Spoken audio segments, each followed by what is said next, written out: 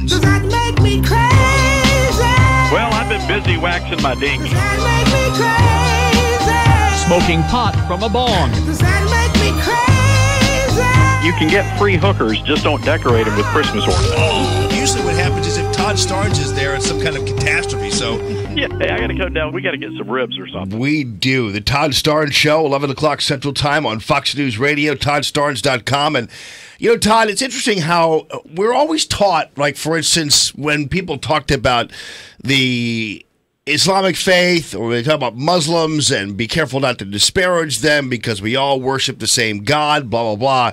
Now suddenly we're being told, well, at least by one college, that saying God bless you is Islamophobic. So where are we here?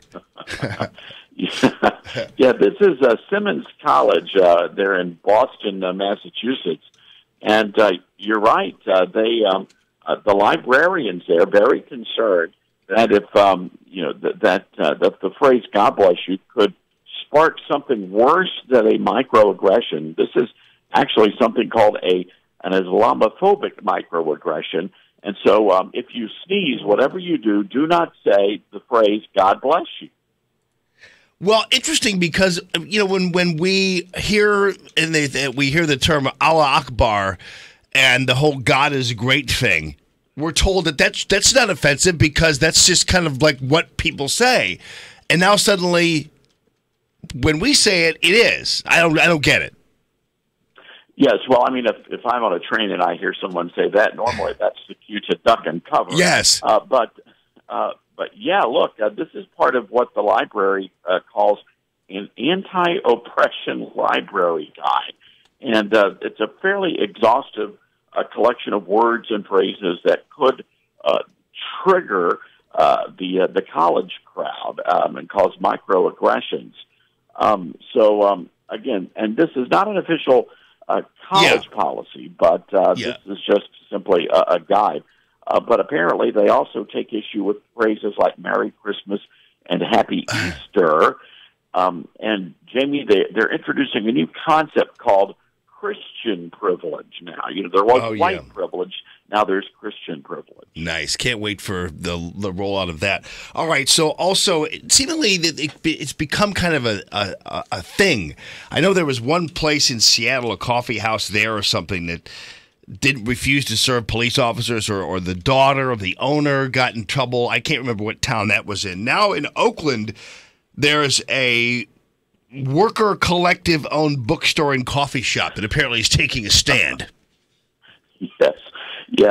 It's called a Hasta Muerte coffee shop, and a police sergeant went in a couple of weeks ago to get a cup of coffee, and they said, your kind is not welcome here, and they told the police sergeant to leave. So it turns out that the owners of the coffee house, and you said it was a worker collective, they made a decision that they were going to ban all police officers from their store. No police officers allowed, and they said that anybody who thinks that the ban is wrong is guilty of white privilege or having the privileges that whiteness affords.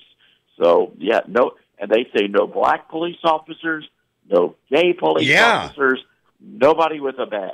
They specifically mentioned black and gay officers as being complicit in the apparent, terribleness of the other police officers. It's crazy. This is interesting. I would like to know if this really flies in the face of California's non-discrimination laws, because they have some of the toughest on the books. I mean, my contention is if you're a baker and you have to bake the wedding cake, then by golly, if you're a barista, you ought to be able to pour the cup of coffee. Yeah, very well, especially since they made it a point to mention black and gay officers, which I'm not quite sure was the wisest idea, but they don't seem very smart anyway over there at the collective. So, all right, Todd, we'll be with you, buddy, as we always are at the Todd Starnes Show, 11 o'clock on Fox News Radio, as well as ToddStarnes.com. Have a great rest of your week, brother.